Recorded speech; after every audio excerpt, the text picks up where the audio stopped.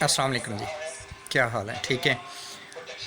عوام جب Hulagu Khan نے بغداد کی اینٹ سے اینٹ بجائی تھی، اس وقت بغداد کے علماء جو ہیں وہ یہ بحث کر رہے ہوتے تھے کہ خدا کا فزیکل وجود ہے، اور اس بات پہ مناظرے ہوا کرتے تھے۔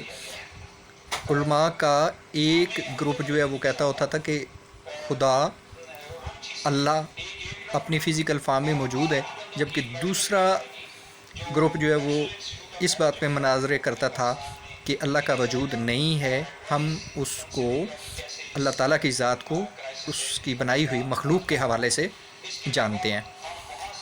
یہی حال آج ہماری دنیا کا ہو گیا ہوا ہے، خاص طور پر پاکستان کا، جس میں ہمارے علماء حضرات جو ہیں وہ یہ فیصلہ نہیں کر پا رہے کہ مساجد میں باجماعت یا جمعے کی نماز جو ہے وہ باجماعت پڑھنی ہے یا نہیں۔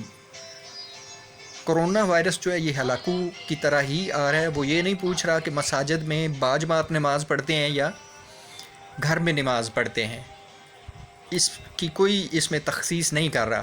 لہٰذا برے وقت سے بچیں اور اس بحث میں مت الجھیں کہ باجماعت پڑھنی ہے یا گھر میں پڑھنی ہے یا اکیلے پڑھنی ہے۔ خدا کے لیے اس ہلاکو خان کرونا وائرس سے بچیں اور اپنی زندگی کا تحفظ یقینی بنائیں۔ باقی باتیں بعد میں ہوتی رہیں گی، زندگی رہی تو ساری چیزیں ہیں۔ اللہ حافظ۔